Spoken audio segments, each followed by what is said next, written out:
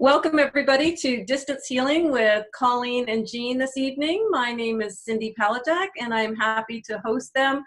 We're in for a fun evening learning about distance healing, the different ways we can utilize it and share our love in the world. And I'm going to start this evening with a meditation called the Rainbow Light Meditation. And we've had a beautiful sunny day here in Ontario. I hope it's been that way across the country, Canada and US. We have people today from Washington State, BC, Gabrielle Island, one of my favorite places to visit, Alberta, Manitoba, Ontario, Quebec, and New Brunswick. So welcome everybody. I'd like you to welcome a stream of rainbow light, just like a chiffon curtain of rainbow light colors, flowing over you to clean and clear your aura. And just imagine it cleaning and clearing your aura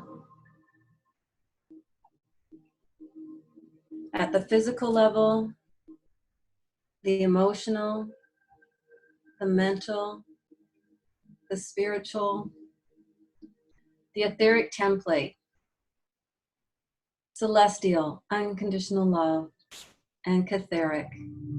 It's flowing easily and effortlessly, cleaning and clearing your energy fields around your head, your neck, the trunk of your body, the hips, legs, the knees, and the feet. Now imagine another stream of light coming from universal source energy, entering through the top of your head, flowing easily and effortlessly down through the crown chakra,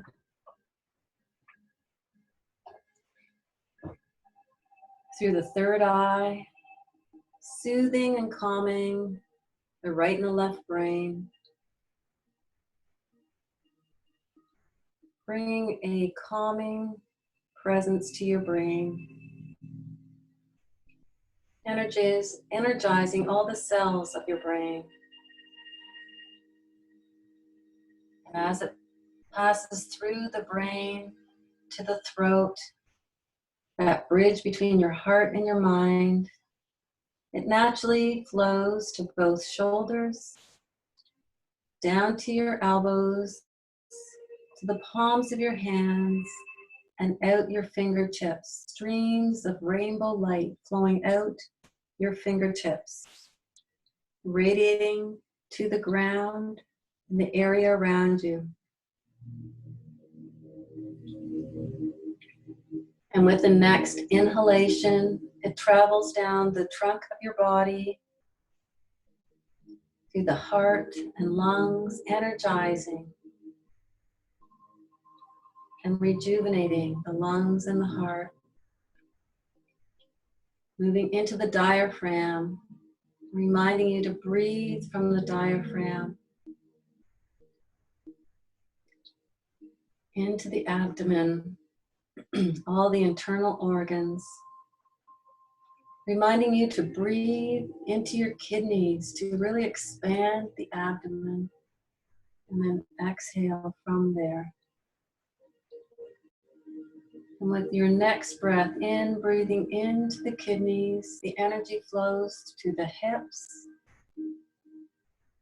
and the pelvic area.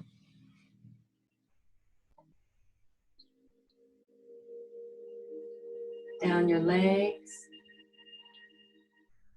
to your knees, to your shins, to your toes. Now visualize a symbol of protection and safety around you. It can be a circle, a pyramid, a tree, a power animal, a geometric shape, or perhaps it's a sound like a babbling brook or a drum. So as you surround yourself with this symbol, let it envelop you. And feel the protective and loving nature of this symbol. You are in the center of this symbol. You are protected, supported, and loved with this loving safety symbol.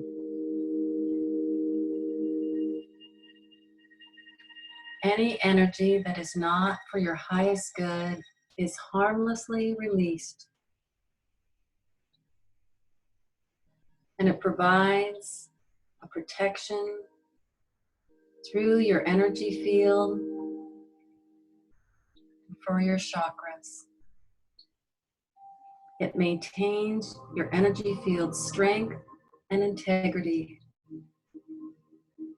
So feel the strength and integrity of this symbol of safety and protection.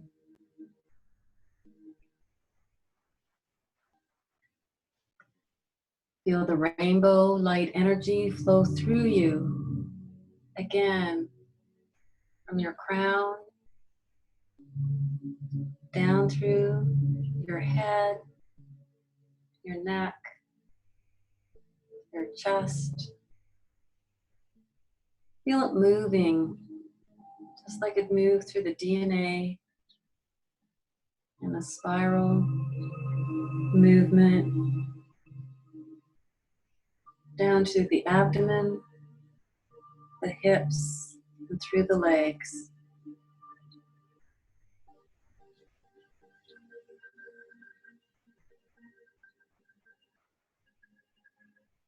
Notice and be aware how light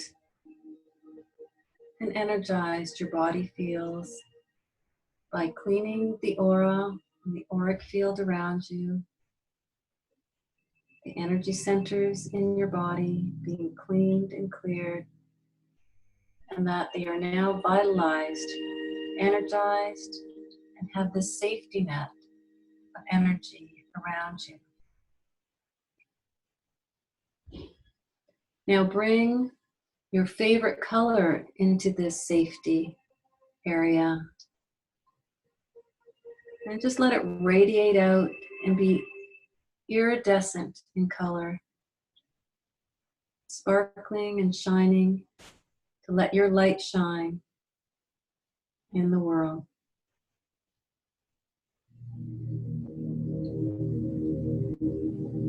So allow this to keep your vibration high and to create more ease, flow, and joy in your life. So come back gently into the room, breathing in spiritual alignment, mental clarity, emotional balance, and physical vitality. Everybody back? Great. Alrighty. Thank you. That was lovely. It's one of my favorites. Anybody want to make a comment or how that was for them? Just one or two? You can unmute yourself, and Colleen, you can unmute yourself, and Jean. Good.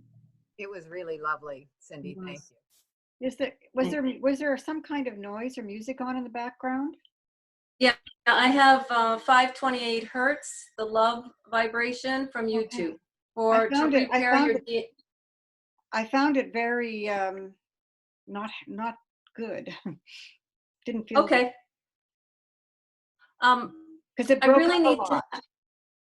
Okay, so I need to have a microphone. That's my next purchase. I just purchased a bigger screen. I went from 15-inch to 24-inch screen for my PC. So my next purchase is going to be a microphone, and the microphone will work a lot better.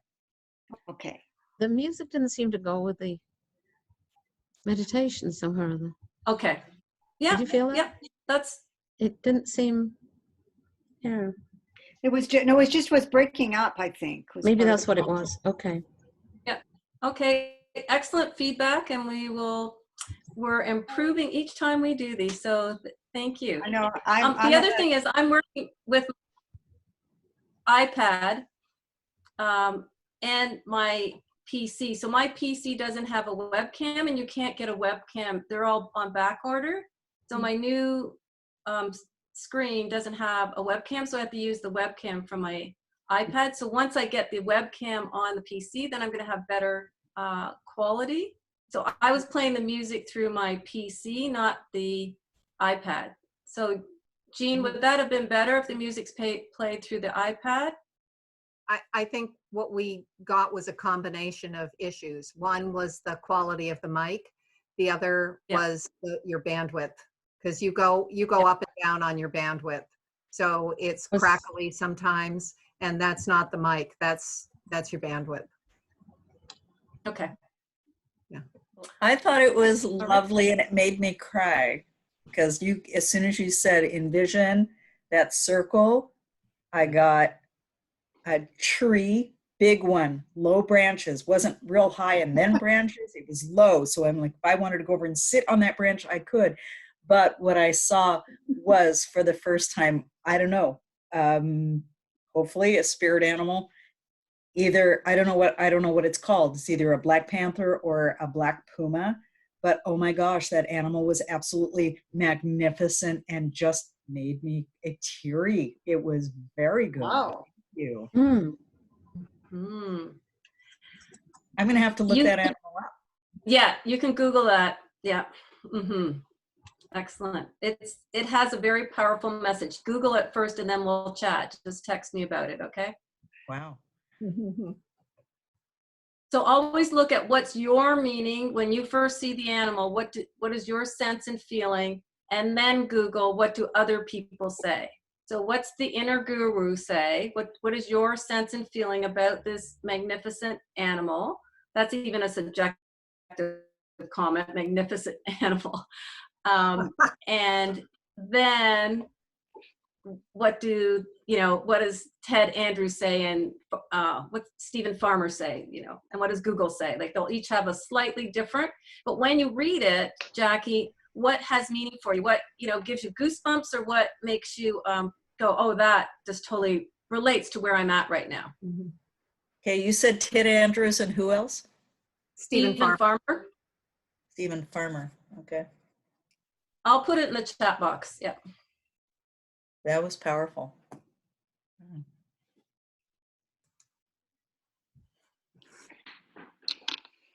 Alrighty, Colleen, you can take it away. I'm going to mute myself, and I'm going to pay attention to my the chat room. And do you want people muted while you're doing your presentation?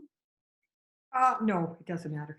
There will be no test. Okay, there will be no test afterwards. Just so, and we're going to provide the slides so that the information that you'll have, so you don't have to worry about writing anything down. First of all, I want to thank you, Cindy, for having inviting Jean and I to participate and do this distance healing session, because it really is a timely topic given COVID. And most of us are either doing it now, have an interest in doing it, or have been doing it for a while, which is great, because tonight what Jean and I want to do is we just want to share some of the information that we have, but also we're looking for interaction, like what kind of tools work for you. This, we hope that you come away with this with more information, and we hope that we come away with more information as well. So what I'm going to do is I'm going to start and just do a couple of slides on, I did research, try to find out what articles and things were saying about it, and come up with a few things. And then there is a couple of resources at the end that we'll give you. So, right, why don't I just start now? I think I'm going to press the screen sharing button. Okay. And then at the bottom right, you press share, and that does it. If you don't, right? Look at that. Ta-da! You got it? Okay. We've got Perfect. your desktop. Okay, so you see the slide? No, we see your desktop. So now you have to click on the slide. I clicked on the slide. Okay. There. There you are. Okay. All right, now. So first of all, what is distance healing? So there was a number of different definitions, and these are the ones that resonated to me. Distance healing harnesses our natural desire to reach out and help others when hands-on, in-person healing isn't possible. Distance healing is also the transmission of unconditional love through the practitioner's focused intention to send help where it's needed.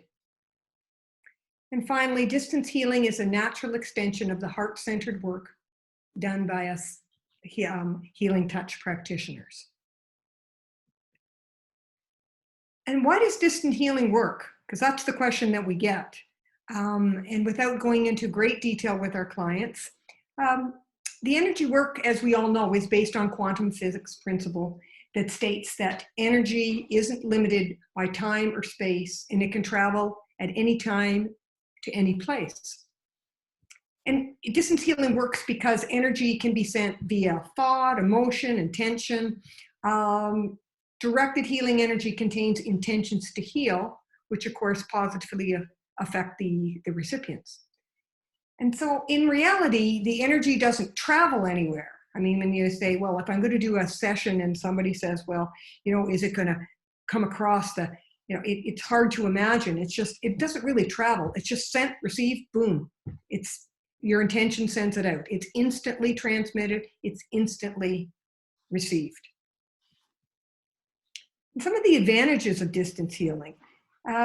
First of all, it does work equally well, and it does have some advantages.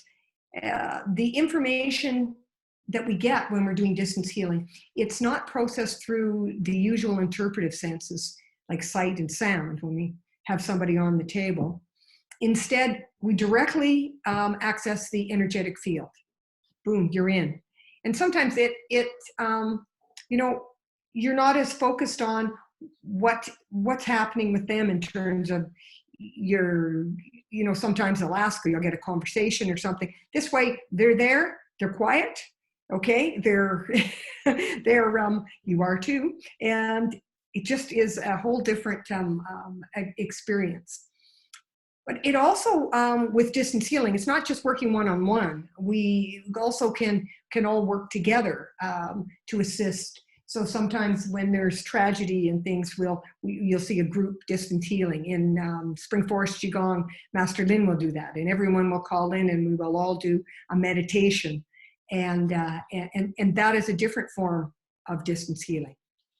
And the benefits of that and all of the distance healing is because exponentially it increases the number of people in situations that will benefit from the healing situations, from healing sessions.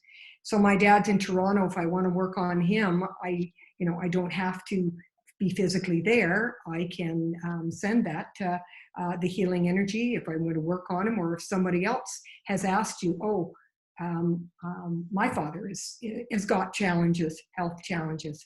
So then you're actually able to help, and that's such a wonderful feeling to be able to help somebody, to help them or someone they love. And finally, it provides opportunities from us to learn and benefit from each other. I mean, this has been absolutely wonderful to be able to get together with everyone. And we don't have time in this workshop, but I do it again with my Spring Forest Qigong. On Friday mornings, we get together and we work on each other distance-wise. So it's a wonderful thing to be able to do.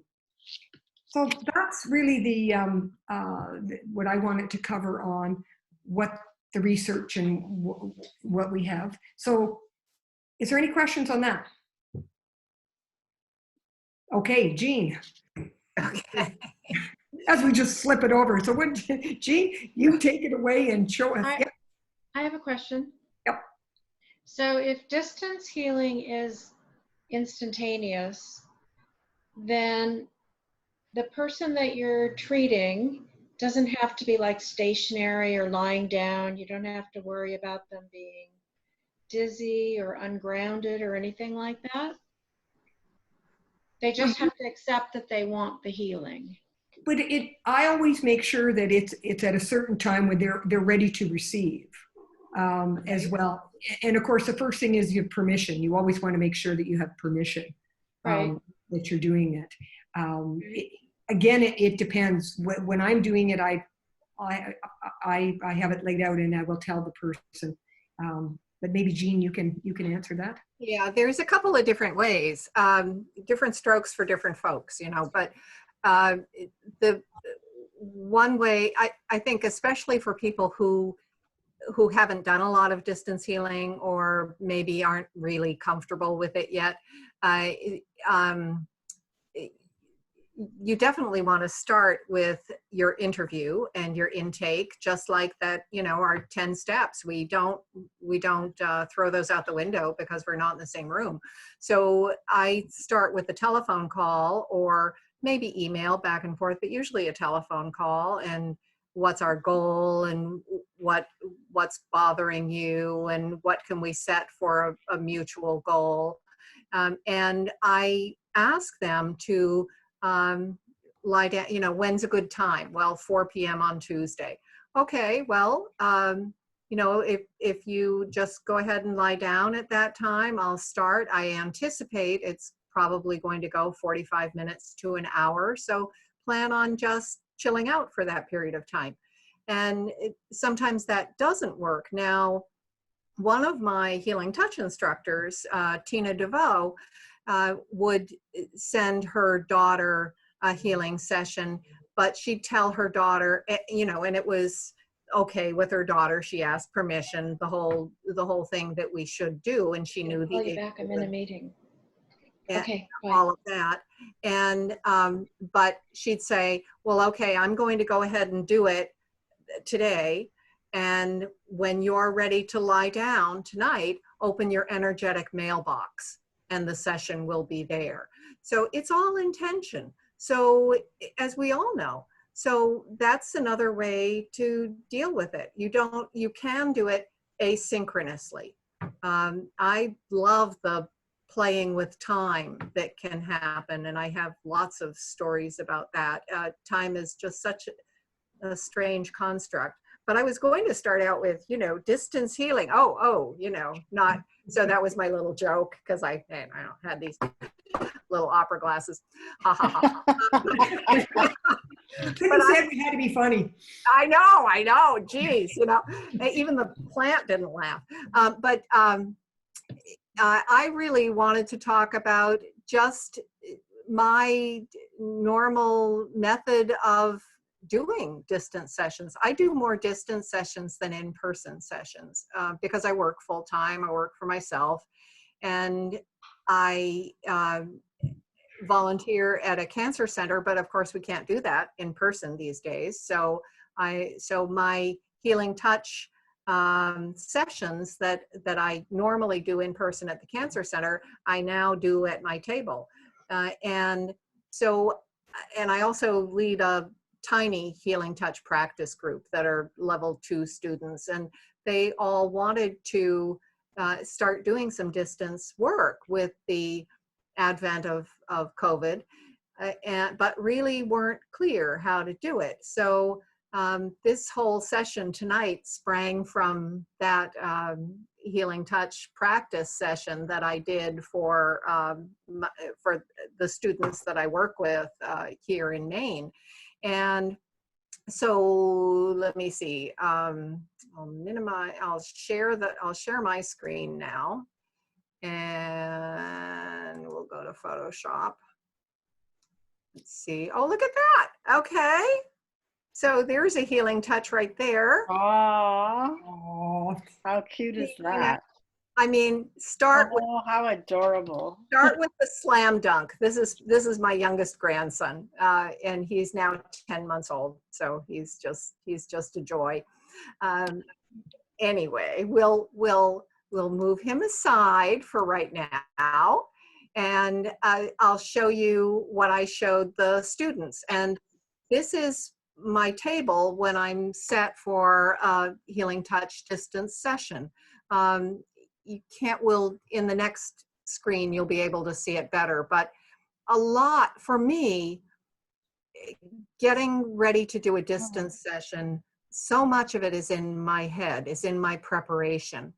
And whatever helps you to prepare is what you should do. You know, whether, you know, you definitely want to have, you want to be in a meditative state yourself, you or listen to Cynthia Hutchison and you know, maybe the spiral meditation, but something that really makes you feel ready and able to give yourself to the work for this period of time. And as I said, you know, I've already touched base with the client. I've set the time. I've discussed with her or him the issues that we want to address. And so now it's getting myself in the frame of mind and feeling like I have the ability to tackle this. And so I'm very fond of semi-precious gemstones. I have them all through my house, and I use them on this sketch. I don't know if you can see it all that well, but it's just a generic sketch of a person. And I have gemstones at the chakra areas. I've got red jasper at the root. There are many different gems that you can use for each chakra, but you know, you choose. And for sacral, I've got carnelian. It's really light carnelian, but that's what it is. This is kind of an orangey citrine, but that's citrine right there. And these are all hearts too, which you'll see in the next one. For heart, I have aventurine because it's green. But sometimes I'll use rose quartz, or sometimes I'll use two stones for, you know, whatever feels right to me at that time. So I might use rose quartz and aventurine there. For throat, I think I've got sodalite here at this time. And then I've got amethyst at brow. At brow. And then I've got clear quartz at the transpersonal point or crown. And then I use, you know, these stones around the corners are meaningful too. I've got rose quartz. This one's a heart. This one's raw rose quartz. This is labradorite, and this one's labradorite as well.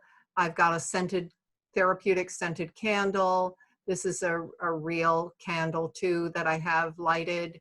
I'll put plants around because I love living things there.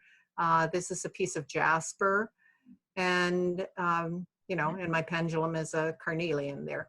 So I set the stage and ready myself. I clear things. I might smudge if I feel like it. I might use essential oil, a spray of essential oil. I will almost always use a chime and do sort of a feng shui, you know, chiming and clearing the corners and the windows. So it's probably about 8 stops that I go around, and then straight up in the middle of the room. And that really feels like it's positive, it's clarifying, and it's like sweeping away the debris, you know, so you're ready to do what you want to do, what I've set my intention to do, which is to help this person. Here's another view of that same sketch. There's nothing special about this. This is, you know, packing paper. I think it's newsprint, and I just keep it rolled up when I'm not using it, which is why the stones at the corners are so useful. So it doesn't roll up on me, but you can see a little better that in this case, I used all hearts. I don't always use all hearts. Sometimes I'll use a citrine point or an amethyst point, or whatever, like I said, whatever feels right at that time. And I'd certainly encourage you to do whatever feels right for you. I know that you all have great stories to share about your your experiences with distance healing, and I really am anxious, I'm eager to hear them. Distance, I'm going to go out on the limb here and say that distance healing, I looked over Colleen's slides and I stuck a couple extra S's here and there. Those, and one of them is different times. It doesn't have to be this time now. My husband died 4 years ago, and I felt really bad that because he was in the hospital and because of all the circumstances, and of course I wasn't put together enough to deal with it, but I wanted to do a chakra spread for him, and I did one for him 4 months later, 6 months later, but it's intention. And I put myself back in that time, and I had the presence of mind and the mental calmness, the emotional calmness that I could do it. And I just went back and intended that this was for him, and it was for his time of passing. And I felt really good about it. You know, your mileage may vary, as they say, but I really feel that distance healing is not limited by time. It's not limited by space. It's limited only by your imagination and what you can intend. That's my own personal feeling about it. So I use this sketch. Anyway, this is what I've settled on, and it's about 3 feet from the top of the paper to the bottom. And it's big enough, I have big hands, so it's big enough so that if I want to hold the ankle and the knee, I can do that. If I were working on a small stuffed animal, I would feel really constrained. So this lets me kind of stretch out. I'm over here where you see my arrow, and I have a wheelie chair. I have an office chair that I use, and I'm probably sitting most of the time, but I do stand when if I'm doing layers. You know, it really depends on what I do. I can move for my own comfort, and I always play music. I always play something soft and instrumental. Liquid Mind is great. Arden Wilkin has some beautiful healing music. You guys know Steve Scudler. There's just so much of it out, and you know, we're really fortunate to be able to have so much streaming music these days too. You just pick something that's calm moods, or you know, they label the channels different things, but Pandora has some great stuff. Amazon Music has some great stuff that we can use. Other people like to use a suit of clothes, and so I really did iron those. They look very wrinkly, but here's a suit of clothes. This is tights, and here's a top, and then, you know, here's a sketch that actually is a separate picture, as you can tell, and I just stuck it on top, but I sketched this head to say, well, you know, maybe somebody would like to have a face in there. And my co-presenter said, oh, are my lips that full? So I didn't really mean it to be anybody, but maybe it is, who knows? I'm better looking in person, okay? There you go, there you go. And so, you know, this is another way to do it. And this is the way I started doing distance sessions, because of course it's very easy to figure out where the ankle is and where the knee is and where root chakra is and where the hands are. And, you know, so that's another way to do it. I don't have my massage table opened up and ready in my home usually, because I have a really small home. So that's difficult, but this is my bed. And, you know, you can use that as well.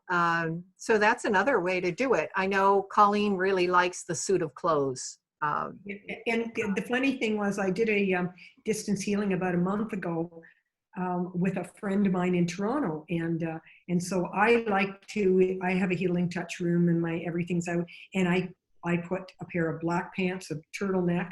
I have a little teddy bear that was made out of my mother's mink stole, so I use that as the head, and then I put a picture of her there, and I phoned her and I said, we went through everything, and then I said, so what are you wearing? She said, oh, I got black pants and a purple turtleneck on.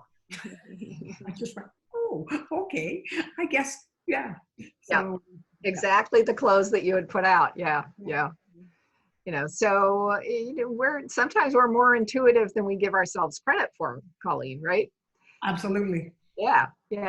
And then here's another. This is the mom of that little boy that you oohed and awed over. This is several years back, but that's my daughter Ariel, and you can take a picture and put it there, or sometimes I'll use a stuffed animal there, but primarily I use the table sketch. That's what seems to work best. That's what I'm most comfortable with this year. Maybe another year will be a different thing. I don't know. And yet with me, I need to have the head. I need to, when I'm doing mind clearing, I like to have it actually that I can sort of visualize it more. I'm more of a visual person, so I need to have that. Yeah. So it's really whatever works for you. And I'm a gadgety sort of person. So I have stones and I have essential oils and I have, sweetgrass to smudge, and I have lots of music. And so I just decide what feels good. And then I put that all out of my mind, and then I work with the client. So, although the client is not physically here, the nice thing for the students as I was going through this was they don't have to feel embarrassed about having their books open. If they don't particularly remember how to do the vertebral spirals or the Hopi technique or something, they can open up their book, and there's no human being that's there in the room with them that's going to be distracted or disturbed or worried that they don't know their stuff, or so that's nice. But I've got plenty of talking. It's time for us to discuss. I mean, really. Yeah. Just one more thing to add to that, though, Jean. Just as with me, if I phoned ahead and we've done the goal setting and we've done all of that, then what I will do is there's two things. You can either just leave them because they're there, but I prefer to get back to them and make sure they're fully grounded. Yeah. I get them to stand up and breathe up and just make sure that they are grounded, and then I do the client feedback, and then we do our plan for what our growth work is. Yes, absolutely. Yeah.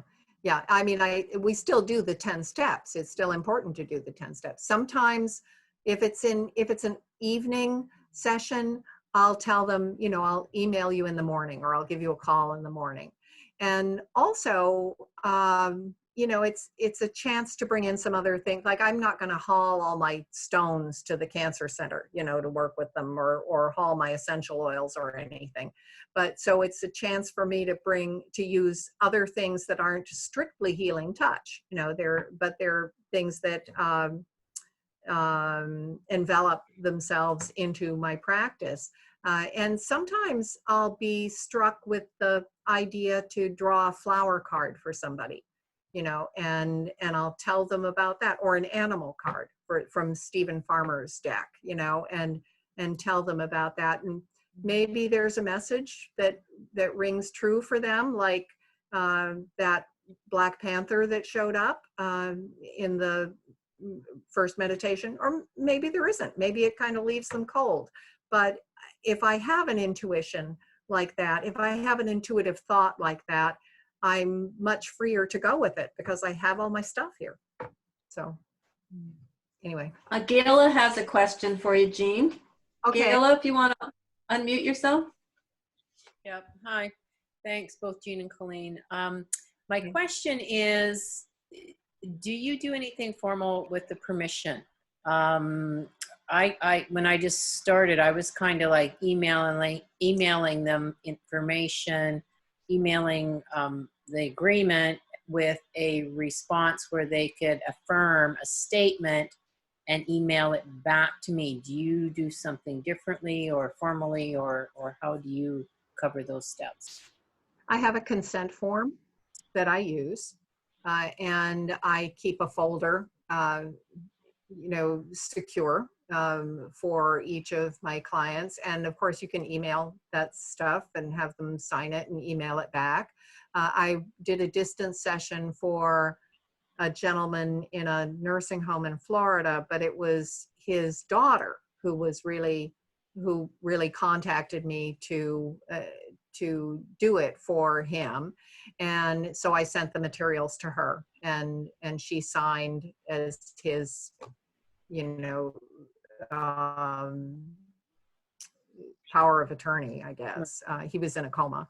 And so, Oh, I guess my yeah. question was, when people can't print it off and sign it, or sign it electronically and send it, Mhm. do you do an affirmation statement where they would type in their name and affirm via response email? Like, because the people I've been doing don't have the ability to print it off and sign it and get it back to me. I So- haven't run into that specific situation, but I would do that. I would do just what you described. Yeah. Okay. Colleen, how about you? Yeah, that's a good question. I haven't come across that either, because usually it's they've been able to do it. Right. Yeah. Gail, what I've learned in COVID time is that you can use in notes on my iPhone, in notes, you can scan a document and then you send it. So it goes to photos and then they can send it by using their phone. But they would have to print it off, right? No. Oh, right. Sorry. If they don't have an electronic signature, like in my Okay. case, there's a lot of different pieces to the puzzle that don't connect right now when people, are used Some to. people just aren't that tech savvy. No, and a lot of people, Yeah. yeah. And Right. it just makes them nervous. Yeah. Exactly. Okay, thank you. We'll look into it and see if again, the great thing about this is if anybody comes up with an idea on that, please share it with the group. Yeah. Because I do know that we just did something for the bank, and we just signed it, and it was a program they had, and it says, do you want this free program? So, a free program that allows somebody to do their signature on a document you send them. Maybe that's something. Mm-hmm. Yeah, I guess the other question I have would be the security then of electronic signatures being hijacked in, cyberspace and all those levels of things when people are starting to use something like a signature. There's a whole security element to those sorts of things as well. So A signature can just be typing your name, and then they're not privy to the actual handwritten signature. right, which, yeah, by reply, like my statement is kind of like by reply email, I consent to the attached agreement, and I've been, we've discussed it, and just an affirmation with them typing in their name. Yeah, without a signature. So, Yeah. okay, yeah, Yeah. that's great. Thanks so much. Jean, Yes. am I open? Yes, I am. I just love that you said it's not limited by time, because I find that is so profound. I have to be in the right frame, and it doesn't always work for someone who's at a distance. But it's my intention and my grounding that's important. Yes. I find that is what really works. And I don't always do it when I say I'm going to, but then I'm not one who works by time very much, and I'm retired anyway. So it's that idea of, it's the intention, the grounding, the intention, and the doing it. Time doesn't come into this. Mm-hmm. And I think that's important to remember that. Yeah. I'm reminded of a study that was done with Reiki practitioners, and the efficacy of their work, whether it really made a difference. And they had actual Reiki practitioners who would work with clients. They also had what they called sham Reiki practitioners, I know. right? I don't know if anybody else read this story, this study. It was Gary Schwartz, I think, University of Arizona. And the sham practitioners, the pretend practitioners, were taught hand positions, but nothing else, you know, and don't intend anything. And the difference was really profound. Yeah. between the two. Yeah, I It- remember reading that now. I'd forgotten about it, but yes, yeah. Yeah. Mhm. So does anybody have any suggestions as to, you know, how they do it? Is there somebody else? I had a question again. I don't feel like my question was really answered the last time. It wasn't a healing touch process question. Of course, you do the 10 steps. Yeah. My question is more like a quantum physics question about the time. Because when you do an in-person treatment, the person you make sure that they're still and you're grounded and all that, which is the case when you send a distance. But for instance, let's say I'm going to a future treatment. I'm going to do it now, but it's going to be delivered at 9 o'clock tonight. Mm-hmm. Because that's when it's a good time for the client. Is it a worry that that person may still be walking around at 9 o'clock because they forgot that they were getting it? Is that a concern? You don't have to worry about that. Is that right? Trust Okay. is your Okay. answer. So Trust. you can. When that person is ready, when it's that energetic mailbox that I was talking about earlier. When that person is ready, that session is there for them. Okay. Okay. I love that the reason vision. I'm asking that question is because when I did my community project, that was right after we started having to shelter at home in Seattle. And I wanted to do treatments on some of the clients, but I was told, no, you can't do that because they might be walking around, or, you know, even though they want the treatment. So that really shouldn't be an issue then. I don't feel that it would be an issue. Not at all. It's intention, and it's ready for them when they're ready to receive it. And Oh, if okay. they happen to, you know, they might have a bout of diarrhea and end up in the bathroom for half an hour or something. Right. But then when they come back and they're able to settle down, then it's there for them. It's their gift. And when they open to receive it, it's there for them. That would be my philosophy about it. Other people might feel differently. I love the term, the energetic mailbox. I hadn't heard that, but I love it. Yeah. That's really cool. Yeah. Yeah. Thank you. Thank you. It was very You're helpful. welcome. You're welcome. Well, what do other people do? What is, are there favorite ways to go about it? Do you like distance work? I personally love it because I find it really freeing. You know, I can stop and tell my dog to settle down, and it's not a big deal. You know, it isn't disruptive. But I generally like, you know, that kind of freedom anyway. But maybe. Do other people like distance work? Are you uncomfortable with distance work? Yeah. I'm quite new to distance work because I was concerned about the efficacy of it. So I dabbled into it, you know, just offering it to friends and playing back and forth and exchanging with other practitioners. And I've been blown out of the water by it on the side of what they're receiving, on the side of my growth as a practitioner and that freeing element. I also do sound therapy, so it's incredible how I feel free to do chanting and toning, and pull other things into it, and allow my intuitive guidance to it's just exponentially grown because I'm now able to just energetically feel them on the table. So I use my and I mean, I'm just like a couple months into really, you know, doing this and getting feedback from people, but it's just been exponentially incredible. And, you know, I did my training, my healing touch training, like over quite a few years. And, you know, I didn't really get much training on the distance piece. It was just always there. And I've just been so, that's why I kind of think I was hesitant about stepping into it. But I just kind of stepped into it and let my intuition go. And I just thought, I'll just practice with a few people, and what the heck, what do we got to lose, blah, blah, blah. And I'm just astounded at the efficacy of it just through anecdotal sharing. And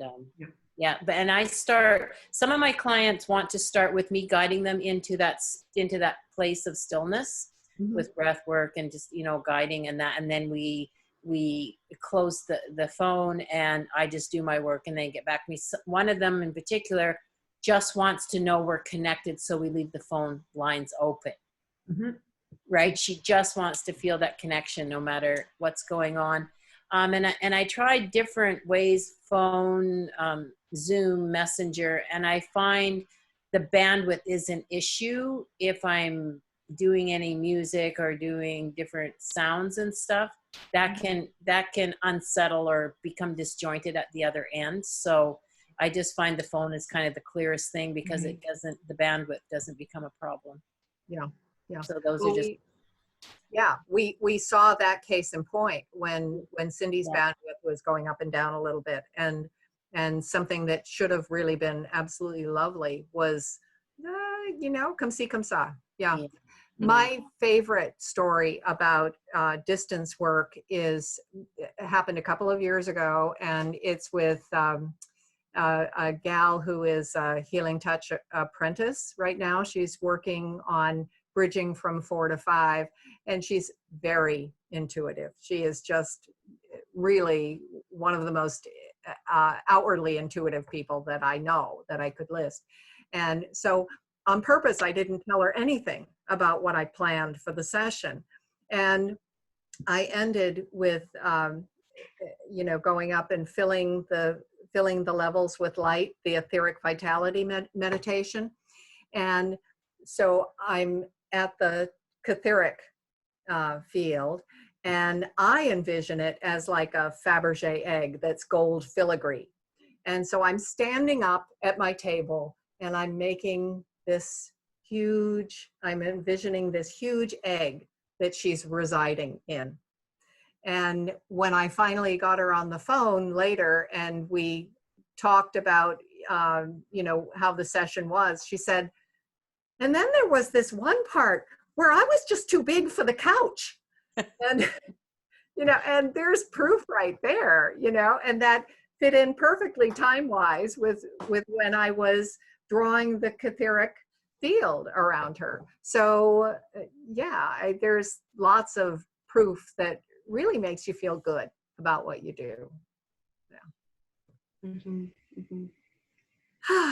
Holly, how about you? Do you do distance sessions? I do, and I visualize my receiver holographically, I guess is how I would describe that. Yeah. And I do put colored felt circles on my table representing their chakras. And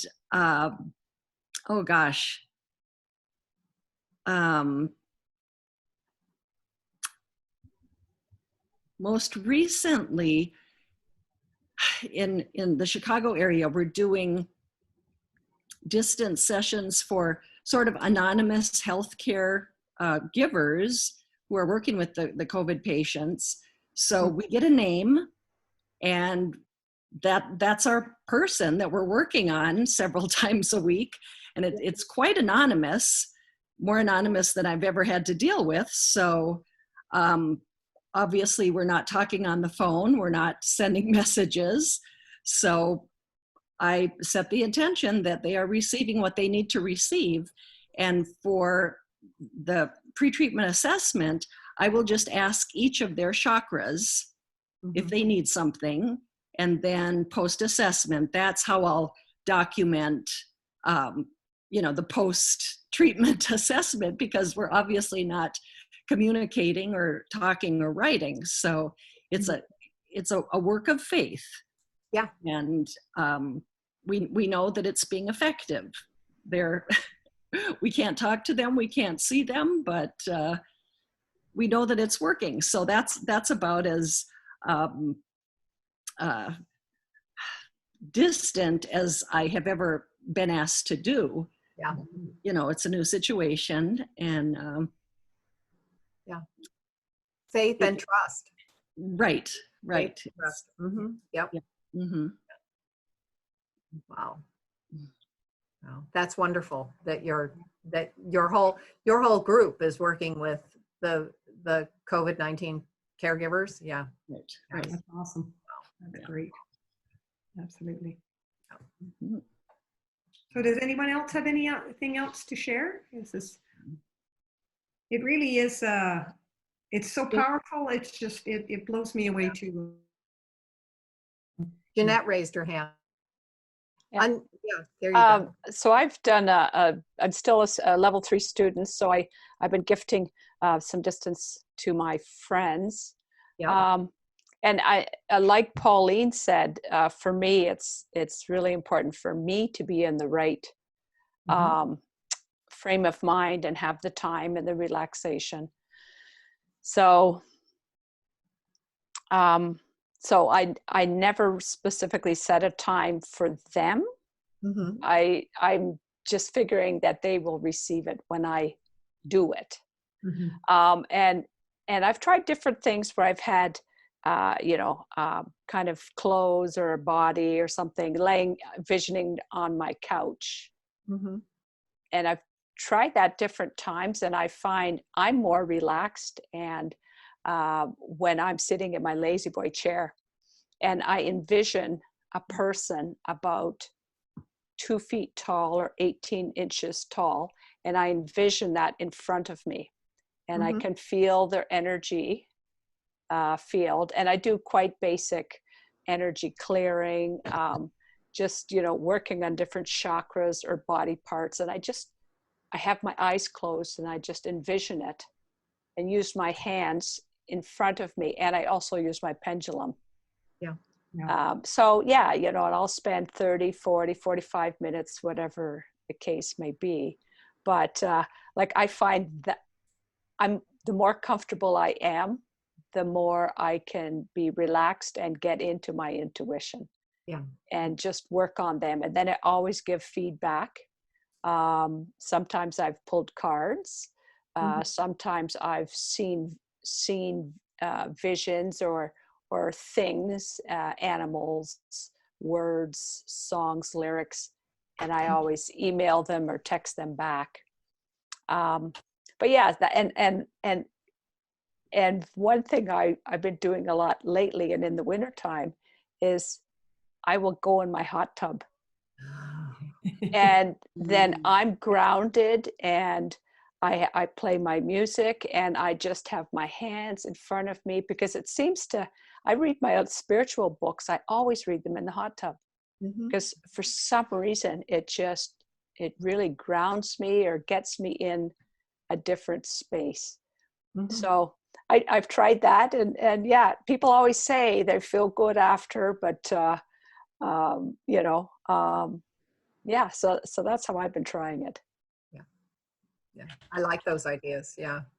We're going to call you Hot Tub Healer. There you go. Hot tub. That's a good idea. Yeah. The beauty of go ahead. The beauty of distance healing is that you can help family members or people in need that aren't in your own city. We're so used as healers to showing up and being physically present. And my first experience was 20 years ago working with somebody in California. And I thought, well, if it works in California, this is work everywhere. And so I was only 2 or 3 years into it, right? And when I was doing the treatment, I just felt, there was something came to mind, or spirit spoke to me that she had parasites. And so I let her know that at the end. And the next day she went to her naturopath and was tested, and she did have parasites. And I was like, holy smokes, this does work. And her and her husband probably did about 20 treatments. This has got to be 20 years ago. But the results we got were just fascinating, because you can use your pendulum too to see, what is the health issue with their stomach, their intestine. Is it parasite? Is it bacteria? Is it yeast? Is it, congestion or constipation? And when I shared that with her, she was blown away. Like she says, "Oh, we're signing up for another 10." I go, "All right, you can do that." We have another question here. If you can send to multiple people at the same time, Gayla wants to know. Can you send? Oh, yeah. Oh, for sure. The world peace meditations, the world healing meditations, that's sending to millions. Yeah. Right. Okay, so it's just a matter of setting the intention that the people receive what they individually need for their highest good, and just, isn't that beautiful? Absolutely. Absolutely. I'll tell you something else that I'm also, that first slide, your letters, Colleen, were after your name. And I thought, well, what letters will I use? Because I have some, they're not made up. I have some letters. And, I'm almost 64. I've accumulated some. So the HTAP behind my name is a Healing Touch for Animals practitioner. I've been through all of Carol Comator's 4 levels. I didn't do advanced practice, but I did do the 4 that constitute certification if you go that route. And one of the things that we would do with animals was to use a surrogate. So I could work with, the beagle 2 towns over, but I can tell my Molly that she's very chill, and she's actually really good with even though she's not chill a lot of the time, she's good for this. And I'll say, you're the beagle right now. And, and we'll do a whole session, and I'll just use her body, envisioning and intentioning the work on the beagle, for instance. Well, I do the same thing with people. At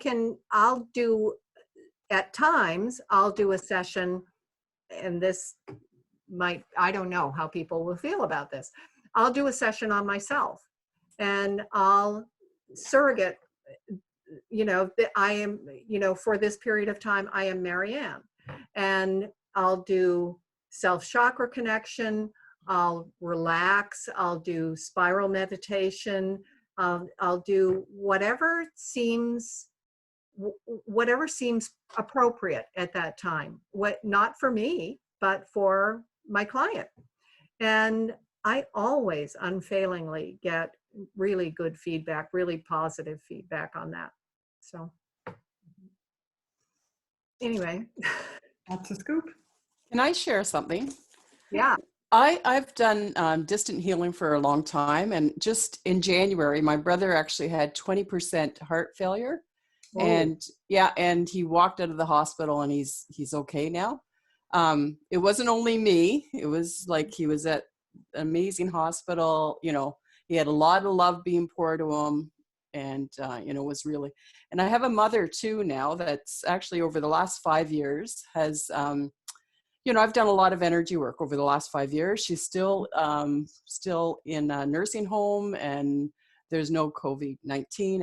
It's really wonderful, but that really doesn't matter. What I notice now, that I actually dance around my massage table, because I'm so used to doing distant healing. Yeah. And just I'm really in the moment, and actually I believe that raises my vibration, and then that gets me a better result. So it's so what I do want, why I'm so called to this call is, it's never about money, but I've done a lot of volunteering over COVID-19. Anyone that has said, I need prayers, or I need this, I need that, I've been doing it every day. But how do I turn this into a business is my, and I'm going to be with Cindy for the next level. I'll be doing level 4. So I'm sure I'll learn more about that then. Yeah. Mm-hmm. Yeah, absolutely. Well, that's wonderful that what you're doing, and again, intention. You can work with Cindy on the here, this is what we need to do, all of that stuff, but just putting it out there that it's going to be, that it will be successful as a business. I mean, you've got it there. You'll get some tools, but Yes. it's all about just how you explained and how confident in your own abilities. That will set you, that will get, you just put that out there and it will all happen. Yeah. And that's what's happening when I go up to the loft. Yeah. Instantly, I'm right in the groove of it all. And I think that's what happens with energy. I think I think that's what really happens. Yeah. Awesome. That's great. Get in the flow, right? Yeah. Cindy is masterful, not only at teaching the healing touch levels, but also at building business and fostering the entrepreneurial side of you, put it that way. That it's heart-centered and it's honest and lovely and it's your gift to the world. Yeah. So, and you can make money at it. You can make a living at it. And I've done my business. I do Indian head massage and I'm a code model coach as well. But all my clients are the one used to come up to my loft. I don't have that anymore. So it's, how like, this will expand. I think, we're all going to expand to, a better place. Yeah. In our business, in our personal life, in our world. Right. So, yeah. Thank you. Thank you. Cindy? Excellent. Thank you, ladies. Thank you, Jean and Colleen. We woke her up, Colleen. We did. I didn't use all my props. I've got more props. I know. I know you've got more props, but I thought that was excellent. And yes, with your confidence is how do you, ask people for either a donation for your education or a donation to a charity. Thank you for donating to Canadian Healing Touch Foundation. As a group, you raised $415. So that's 2 people can go to level 4, level 5, because we give a $200 bursary. Or if it's a level 1 to 3 class, we'll have 2.5, almost 3.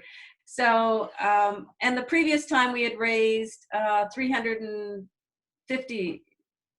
So we really appreciate it, and the Canadian Healing Touch Foundation is thrilled because our fundraiser that we were going to do in April in Calgary was canceled due to COVID. So, which usually is a $1,500 silent auction that we do. And I was dreading trying to do a silent auction online. I was like, I don't want to do it. I don't have the time. There's too many details. And this has just evolved, doing these workshops and people joining, to creating this ease and effortlessness with raising money for Canadian Healing Touch Foundation, which is near and dear to my heart. So how can you continue to have ease with distance healing, ease in asking people to donate or to a charity or to your education, or barter? I personally wouldn't barter with more than 3 people because then you're bartering more than you are creating an income. However, bartering with my hairdresser is a good deal. I'm looking forward to her being in my bubble as soon as we can have another family in our bubble coming out of COVID. And it really comes down to the more confidence you have, the more ease, and it's just going to flow out of each and every one of you that there's a strength and an integrity in doing distance healing, and people will want to gift you and give you tips and bonuses, and because they're just so grateful for the change that happens in their life. So we're grateful for each and every one of you for having the calling, for doing healing touch, for opening your heart for other people. Continue to do your self-care, to put yourself first each and every day before you give to others, and reboot yourself, and share your stories with us, or email me if you have any other questions. I'll share it with Colleen and Jean. And this coming forward, or this Thursday, I'm doing full moon or new moon. It's a new moon now. It was a full moon 2 weeks ago. New moon ritual how to create new in your life, which will have a shamanic spin to it. And next Thursday on the 28th is Jeanette Ninabar from Gabriola Island, where Gayla lives, is going to do crystals for electromagnetic frequency, what crystals for that, what crystals to use for the chakras. Any crystal questions, Jeanette can answer. And having a science background and geology, that like she understands all the layers of the earth. Like her meditation will be going through the layers of the earth and coming back up. It's just fascinating. She's been to London before to do her crystals for healers level 1 and level 2. And when we can be in person again, we'll do it. But maybe the possibility exists to do it online. So, which we are working on with Marsha Reed, that we are working on an online sound healing program. Jean and I are meeting with her tomorrow, Thursday. So she'll be back on Thursday, on June 2nd. She'll be back to do toning your organs, your liver, your heart, your lungs, and your kidneys. We're going to be toning them. It's a lot of fun. Marsha and I have been having a lot of fun practicing our toning and our for the organs. It's a lot of fun. So those that attended the toning workshop and chanting, you know how much fun you had. It's going to be even more fun for the organs. So that's what we have planned so far. There's I don't have something planned for next Tuesday because I have an international instructors training going on. So next week will just be Jeanette, the following week Marsha. And if you have any ideas, just send them to me. Oh, and I'm talking to somebody else about doing how to brand yourself. So one of my mentees is going to help. We're going to be working on how to brand yourself with business cards and that. So that's what's coming up. So, yep. Caroline? Yeah, I just wanted to give a little testimonial. I do some distance healing, but I primarily do it with